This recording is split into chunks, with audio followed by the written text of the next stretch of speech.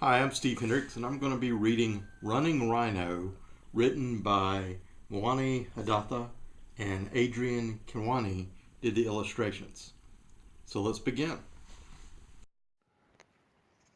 On the great African plain, Rhino was running. Rhino was so short-sighted, he ran at anything that moved. When Rhino ran, all the animals had to get out of his way. By the rushing river, Crocodile got covered in mud as Rhino raced through the shallow water. In the great forest, Bush Pig ran for cover as Rhino rushed under the trees.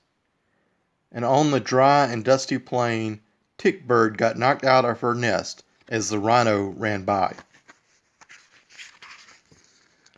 In the shade of the umbrella tree, Lion got covered in dust as Rhino came to a sudden stop. "Rhino, you cannot go on running about like this," said Lion. "Everyone wants you to stop." "I don't want to," said Rhino, "and I won't. I challenge anyone to stop me." "Then a challenge it is," agreed Lion. "I will call a meeting of the animals." All the animals gathered on the great African plain. "Rhino has called for a challenge," announced Lion. "Who wants to stop him running?" The animals stayed silent.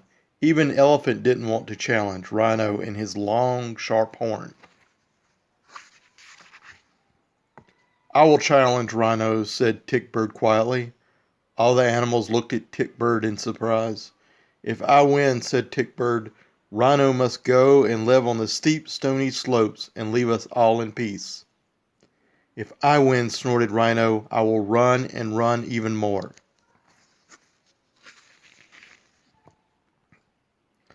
"And what is your challenge?" Tickbird asked Lion. "I challenge Rhino to a fight at sunrise tomorrow," said Tickbird. The animals all opened their eyes very wide. "Ah, that is silly," Rhino snorted. "You can bring 100 friends to help you, and you still won't win." "But I only need 3 friends to beat you," said Tickbird.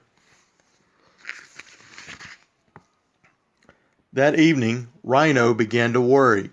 Who would Tickbird's 3 friends be? Down by the rushing river, he met Crocodile and Hippo and Python. "Has Tickbird asked you for help?" "No, we haven't even seen her," they replied.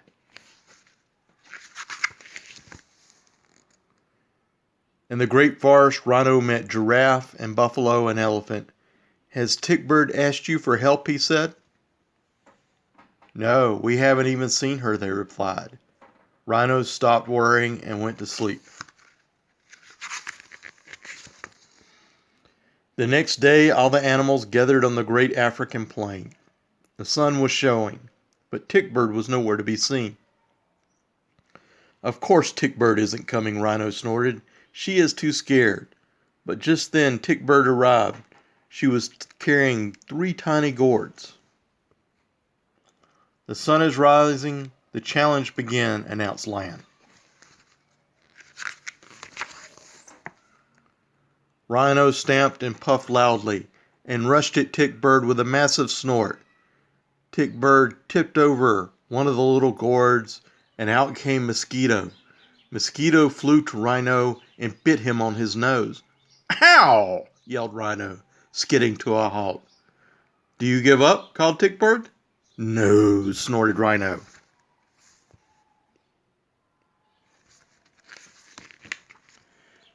Tickbird emptied the second gourd, and out came Bee. Bee stung Rhino on his ears and his tail.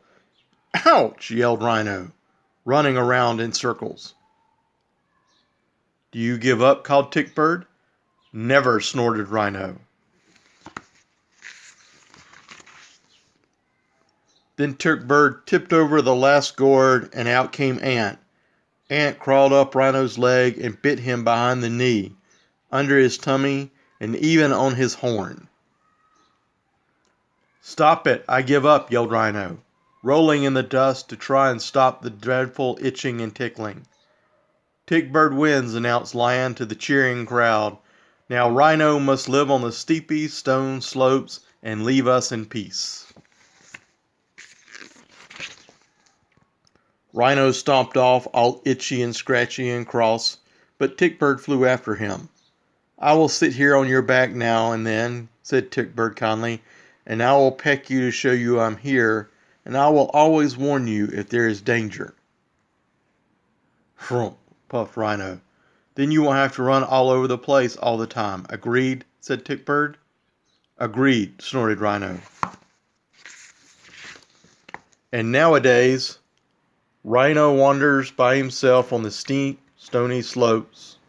He still wants to run at anything that moves, but Tickbird sits on his back and gives Rhino a tiny peck. Then Rhino calms down and carries on, happily eating grass.